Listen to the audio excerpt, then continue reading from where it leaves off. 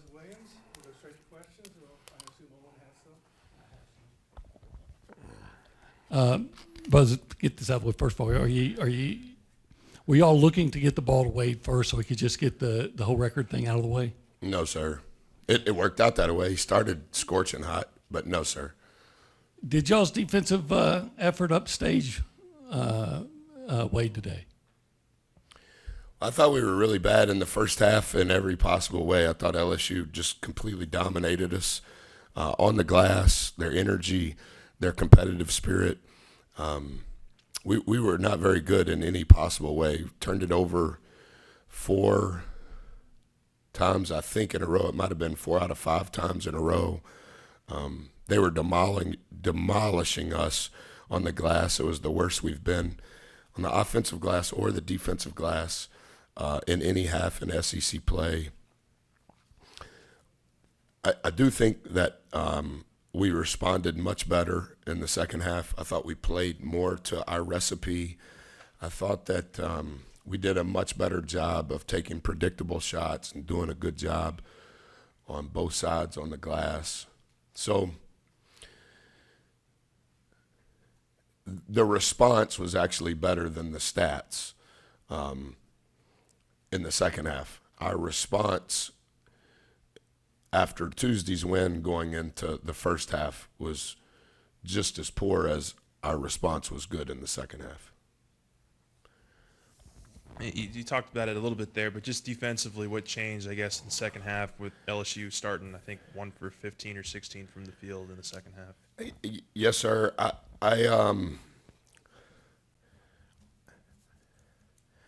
thought that they were beating us in every category that you would write and or that a coach would speak on. They were beating us off the bounce. I think we fouled more in the first half than any half we have fouled in. Fouling three-point shooters, fouling them off the bounce, fouling them at the rim. We were just spinning around. We were in rotation constantly. We were not as energetic or as committed to what you have to do to beat any team, much less a team that's playing in some regards differently than we did 7 weeks ago. Without being too simplistic, I would just say we tried a little harder in the second half, and we stayed out of rotation, and we were executing what our plan was initially. And I think that it helped that we were not fouling. I think it helped that we weren't in rotation, and so we had a chance to get defensive rebounds, and so I think our defense ended up helping our offense.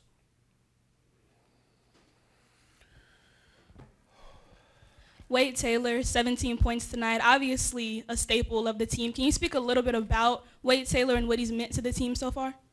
I don't think that there's any good way for me post-game to quantify how impactful he's been. Who he is off the floor, his leadership ability, the relationships he has with everyone within the program, the managers, the players, the coaching staff. He's continued to evolve. He's continued to develop, not just on the court, but in all of the intangibles. And I think that his diligence in working at his craft, working on his body, spending time in the film room, understanding his game, he's been guarded every possible way you could dream of. In a ball screen, off the ball, on the ball, and he's continued to grow in his knowledge and still be able to perform and execute when he's probably at the top of most scouting reports, regardless of who we play. This season, entering today, we've played the 4th toughest schedule in the country, and we've played 14 Quad 1 games, and 10 of those 14 Quad 1 games are Quad 1A games.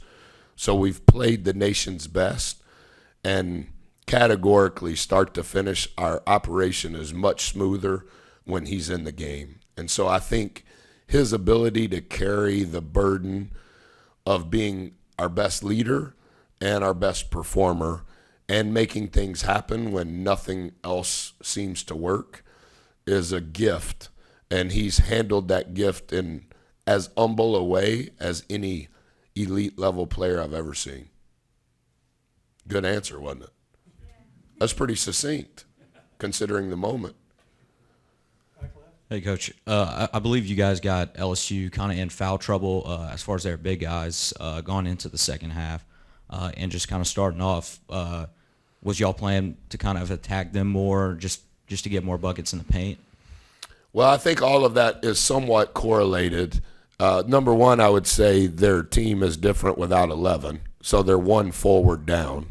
And I know they've been playing with 4 guards, and number 4 can play both. But because 11's not playing, my opinion, not Coach McMahon's, I think 4 had to be exclusively at the beginning a perimeter player, and then foul trouble caused him to be more at the forward. And now how are you going to handle 6? How are you going to handle 20? I think because we were able to stop allowing them offensive rebounds, we were able to play in a broken floor more in transition. And then I thought 4 did a really good job handling time, score, and momentum.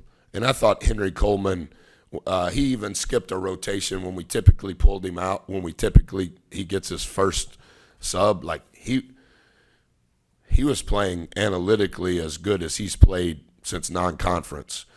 And for our 4 forwards to get 30 rebounds after how we performed for sure the first 15 minutes of the first half, when those guys were whipping us. Pick a number. Number 1, we couldn't guard. Number 5, I think, is so shifty.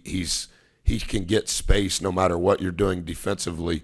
But I thought 20, 6, 10 were playing really well those first 15 minutes. But I think because we were able to get stops and defensive rebounds, I think at halftime we had a 20% offensive rebounding percentage, and we're first in the country. And if we don't get extra shots, we're not going to score enough to win.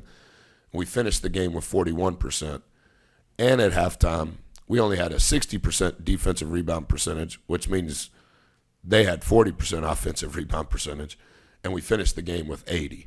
So I think a lot of what we did in the second half is exactly what we didn't do in the first half.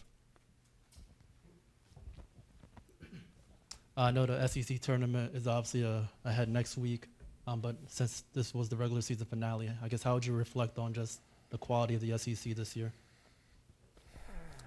I know it's become trite if you're covering it, but if you're living in it, it's probably worth as many words as you can give it. Statistically, evidence says it's the best league in the history of college basketball, and that started before any of us were alive.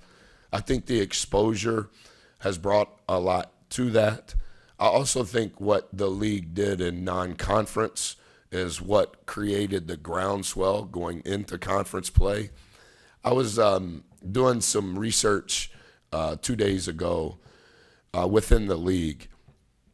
So after 17 games, Texas A&M was 10-7. And today we were playing for a winning road record in the SEC. And to me, that's pretty monumental considering the status of the league this year. So I was studying a lot of different numbers. How many points we had scored through 17 games and how many points the opponent had scored through 17 games. The differential was 1.2. And that just seems like a lot of data. I know by the time we go to bed tonight, there will be 144 games played in the SEC, but specific to us, 17 games, 9 of them have been at home, 8 of them have been on the road, and the separator is 1.2 points. And so I was a little caught off guard, to be honest, that it was that thin of a margin. So I started doing it with everybody. It's remarkable how thin the line is. between success and failure. And, you kind of get caught up in some of the emotion at times. I think if you're covering, is it a home game? Is it a road game? What did the AP say? Being respectful, that's really not the game that college basketball has become. And when you start looking at the analytics of supposedly the things that the committee pays attention to, it's remarkable. And so 10 weeks of doing this requires your best. And if you don't figure out within each week how to change your best, you're going to get left behind, because it's the best league in the world that's not the NBA.